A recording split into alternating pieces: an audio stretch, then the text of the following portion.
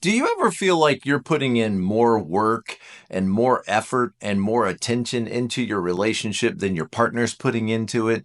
Well, we're going to talk about this habit of keeping score and how it can really damage and undermine and threaten the love and the connection in your relationship. You may feel like, why am I the one that's doing all the housework and I'm working a full-time job and I'm still trying to show all this attention to you when you're just kind of like coasting along? This doesn't seem fair. This doesn't seem right. And you're wondering, when are they going to start reciprocating some attention to you? And I get it, I understand it, but this way of thinking could really damage your relationship. We're going to talk about it in this video.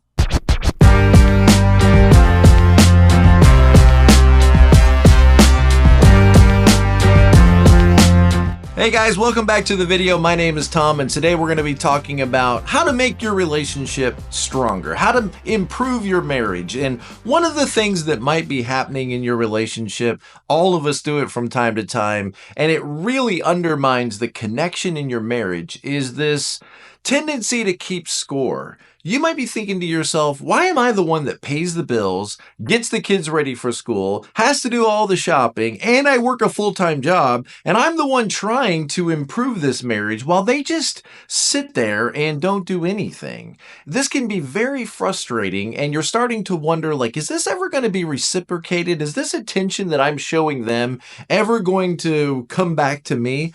And is this really worth it? And I want you to see that this is a trap that all of us can fall into at times. Keeping score, wondering why my partner isn't doing as much as I am, why they're not as concerned or caring as I am. And trust me, if you want to keep your relationship strong, this mindset has to be challenged, and we got to let go of it. It's going to be really hard because it doesn't seem fair, it doesn't seem right. But let's unpack how keeping score can negatively impact your marriage, your connection, your relationship, why it's so common, and how we can stop it. Okay, so part one here is the problem of keeping score and why keeping score just doesn't work for your marriage.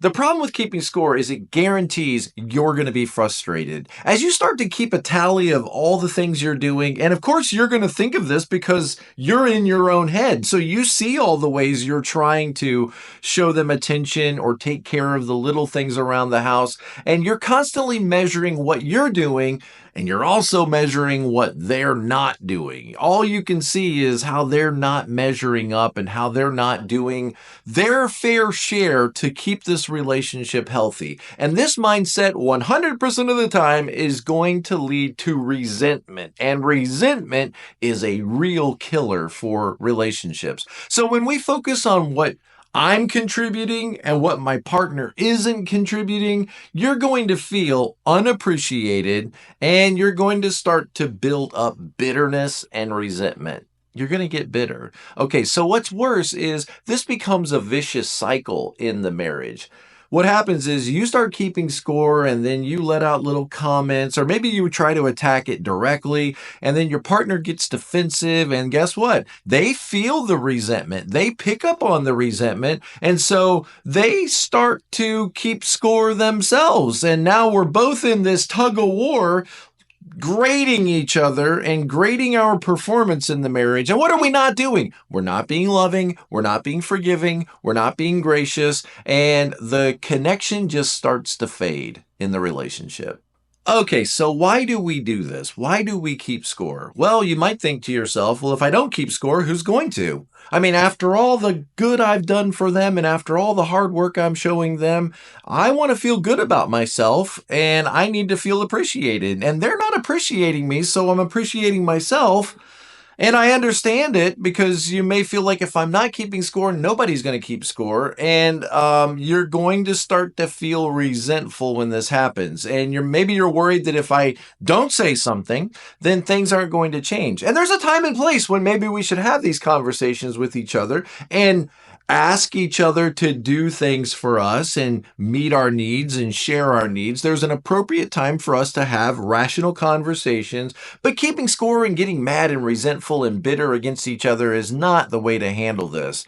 So what we're doing is we're adding fuel to the fire by keeping score. You're constantly pointing out your partner's shortcomings while thinking the best about yourself. You're kind of thinking the worst about them. And just thinking about this all the time, even if you didn't say anything, it starts to change your mindset. And guess what? It doesn't leave a lot of room in your mind for love and kindness and forgiveness and grace. And it's impossible to feel loving and connected when you're bitter, angry, and frustrated and resentful all the time. And the disconnection that this is going to cause, that's the real threat. That's the real issue here. Okay, and point number 3 is, what do we do to break this cycle? If we've gotten stuck in this toxic cycle, how do we break it? Well, the first step is to recognize that you've been keeping score. Just realize you may not even realize that. Like, you're adding all this up and tallying it up in your head. You got to catch yourself in that act and go, there I go again, keeping score of how I'm contributing and how they're not contributing. Take a step back and remind yourself, of course, it's a lot easier to see my own contributions than maybe it is to see my partner's contribution, or maybe it's hard to see the way they're contributing, but in their own head, no doubt they think that they're contributing something to this relationship as well. So instead of focusing on what my partner isn't doing, try to flip that script and notice what they're doing.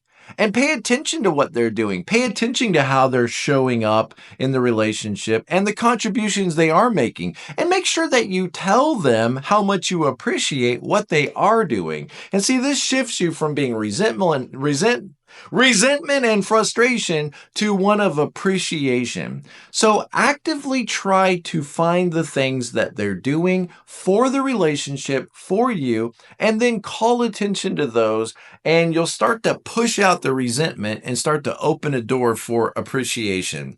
When you focus on their efforts instead of their shortcomings, your mindset starts to shift from how bad this relationship is to being grateful and thankful for the way they are contributing. So this doesn't mean you have to not say anything if you're truly overwhelmed. Again, you can deal with the problem if you need to deal with the problem.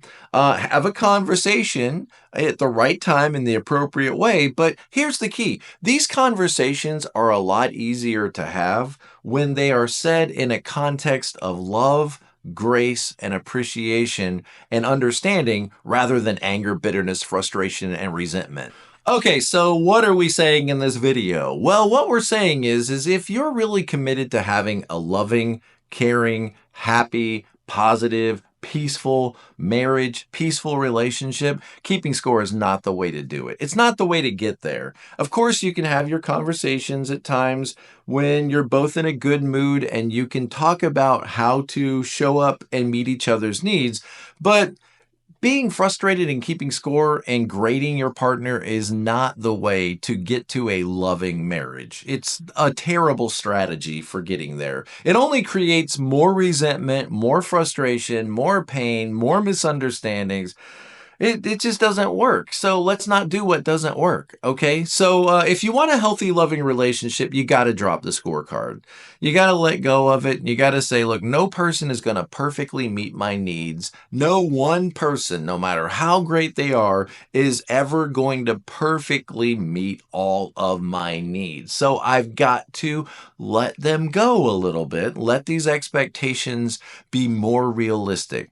And, what really matters is that we are loving each other, that we have respect, and we're showing up in a way that is caring and kind and compassionate. So next time you catch yourself catching score, try to shift your focus instead of what they're not doing to what they are doing. And the more you practice this, the more loving and caring and kind your relationship will be, and your relationship will start to thrive. So let's warm the relationship up rather than point out all the flaws. If you found this video helpful, challenging, encouraging, if in any way improved your life, please like the video, subscribe to the channel for more great content, more great information to come alongside of you, help you understand more about yourself and how to show up in this life in a way that's more present.